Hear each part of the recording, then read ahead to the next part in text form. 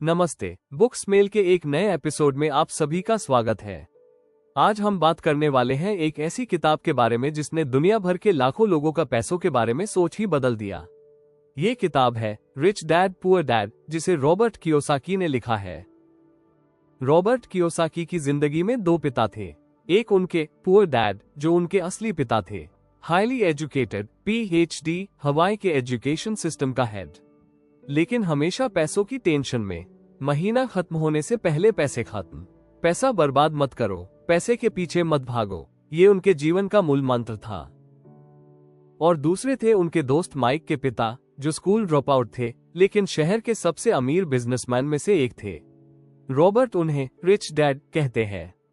ये किताब सिर्फ पैसों के बारे में नहीं है, ये दो अलग अलग सोच के बीच की लड़ाई है।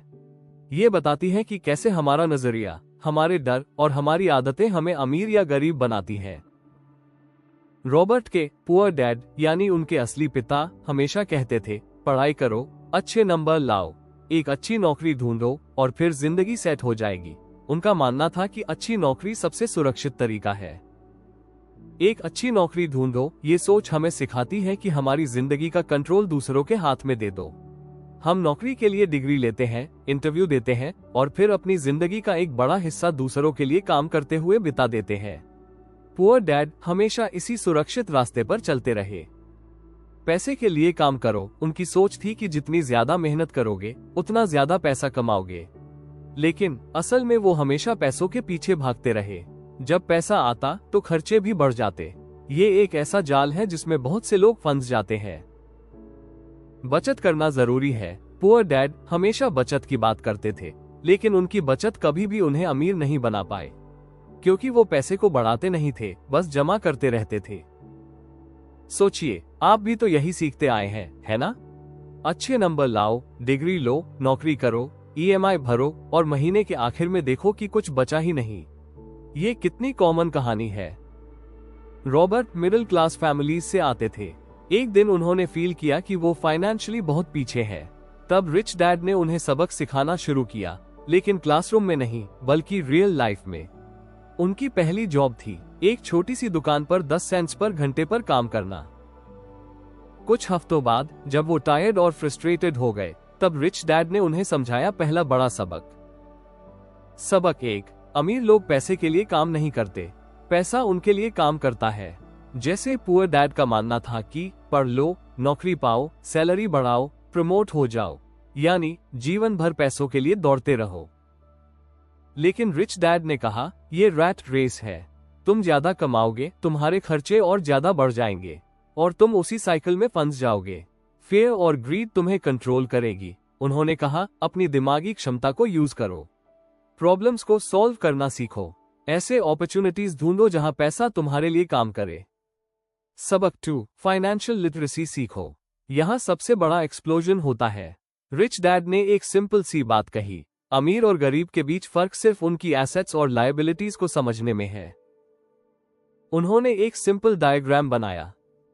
पुअर पीपल, उनकी इनकम सीधे एक्सपेंसेस में चली जाती है, यानी कमाओ खर्च करो। मिडिल क्लास, उनकी इनकम लायबिलिटीज जैसे home loan, car loan, credit card debt में कन्वर्ट हो जाती है और फिर एक्सपेंसेस में जाती है, यानी कमाओ, लोन लो, खर्च करो। रिच पीपल, वो अपनी इनकम से एसेट्स खरीदते हैं और वो एसेट्स उनके लिए इनकम जनरेट करती है, यानी कमाओ, एसेट्स खरीदो, एसेट्स और इनकम जनरेट करो। एसेट वो है जो आपकी जेब में पैसा डालता है, लायबिलिटी वो है जो आपकी जेब से पैसा निकालता है। अमीर लोग एसेट्स एक्यूमुलेट करते हैं, गरीब और मिडिल क्लास लायबिलिटीज एक्यूमुलेट करते हैं और उन्हें लगता है कि वो एसेट्स है, जैसे उनका बड़ा घर जिस पर लोन है। सबक 3, अपना खुद का बिजनेस देखो। इसका मतलब ये नहीं है कि नौकरी छोड़ दो। इसका मतलब है अपनी प्रोफेशनल लाइफ और अपने बिजनेस को अलग रखो। आप एक बैंक में मैनेजर हो सकते हैं, ये आपका प्रोफेशन है, लेकिन आपका बिजनेस आपके रियल एस्टेट इन्वेस्टमेंट्स, स्टॉक्स या रॉयल्टीज हो सकते हैं। पुअर डैड अपना सारा टाइम किसी और के बिजनेस को बढ़ाने में लगाता था। रिच डैड ने कहा, अपनी डे जॉब पर फोकस करो, लेकिन अपनी इनकम का एक हिस्सा हमेशा अपने एसेट्स कॉलम में डालते रहो। सबक 4, टैक्सेस और कॉर्पोरेशंस के बारे में जानो। रिच डैड ने समझाया कि कॉर्पोरेशन सिर्फ एक लीगल एंटिटी है जो आपकी वेल्थ को प्रोटेक्ट करती है। शॉर्ट में कहा जाए तो अमीर लोग अर्न, स्पेंड और फिर टैक्सेस पे करते हैं, जबकि एम्प्लॉइज अर्न, पे, टैक्सेस और फिर स्पेंड करते हैं। यानी एम्प्लॉइज के इनकम का एक बड़ा हिस्सा तो टैक्स में ही चला जाता है, फिर बचे हुए से वो स्पेंड करते हैं। अमीर लोग लीगली अपने एक्सपेंसेस को बिजनेस एक्सपेंसेस बनाकर टैक्स एडवांटेजेस लेते हैं। सबक 5, अमीर लोग पैसा बनाते हैं यानी क्रिएटिविटी और फाइनेंशियल इंटेलिजेंस यूज करते हैं। अपॉर्चुनिटीज हर जगह है, बस उन्हें देखने की नजर चाहिए। रिच डैड ने कहा, सबसे पावरफुल एसेट हमारा दिमाग है। अगर उसे ट्रेन कर दिया जाए तो ये ओवरनाइट वेल्थ क्रिएट कर सकता है। सबक 6, काम सीखने के लिए करो, पैसे के लिए नहीं। सिर्फ सैलरी के पीछे मत भागो। उन स्किल्स को सीखो जो आपको फाइनेंशियली इंटेलिजेंट बनाए, जैसे सेल्स, मार्केटिंग, कम्युनिकेशन, लीडरशिप। ये स्किल्स आपको आगे जाकर अपना एम्पायर बनाने में हेल्प करेगी। ये बातें सुनने में इजी लगती हैं, लेकिन इन्हें इम्प्लीमेंट करना चैलेंजिंग है। बहुत बार मन करता है कि काश कोई मैजिक सोल्यूशन मिल जाए, लेकिन रिच डैड हमें याद दिलाते हैं कि ये कोई मैजिक सोल्यूशन नहीं, बल्कि एक माइंडसेट है, एक हैबिट है और एक कंटिन्यूअस लर्निंग प्रोसेस है। आज के समय में जब जॉब्स उतनी सिक्योर नहीं रही, जब इन्फ्लेशन बढ़ रही है, तब रिच डैड की बातें और भी ज्यादा इंपॉर्टेंट हो जाती है। ये हमें सिखाती है कि सिर्फ एक इनकम सोर्स पर निर्भर रहना रिस्की है। हमें सीखना होगा कि कैसे अपने पैसे को ग्रो करें, कैसे एसेट्स बनाएं और कैसे फाइनेंशियली फ्री बने। ये किताब हमें एक मिरर दिखाती है और पूछती है, आप किस रास्ते पर चलना चाहते हैं? पुअर डैड का सेफ पर लिमिटेड रास्ता या रिच डैड का चैलेंजिंग पर फ्रीडम देने वाला रास्ता? दोस्तों, रिच डैड पुअर डैड का सार ये नहीं है कि नौकरी छोड़ दो। सार ये है कि अपनी माइंडसेट बदलो, अपने फाइनेंशियल आईक्यू को डेवलप करो।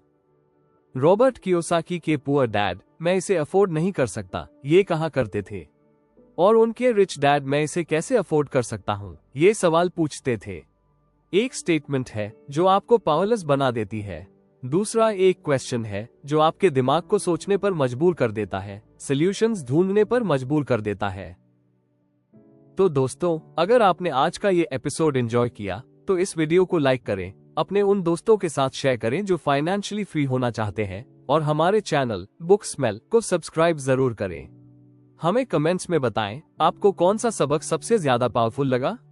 क्या आप एसेट्स बना रहे हैं या लायबिलिटीज?